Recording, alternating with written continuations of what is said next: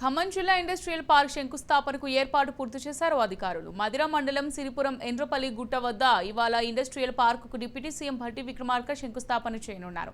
నేపథ్యంలో శంకుస్థాపనకు అధికారులు ఏర్పాటు చేశారు. ఇండస్ట్రియల్ పార్క్ ఏర్పాటుకు ప్రభుత్వం 85 ఎకరాలను కేటాయించింది. ఇండస్ట్రియల్ పార్క్ అన్ని అనుకున్నట్టు సవ్యంగా సాగితే సుమారు 200 పరిశ్రమలు ఏర్పాటు చేసేందుకు అవకాశం ఉంటుందని అధికారులు అంచనా వేస్తున్నారు.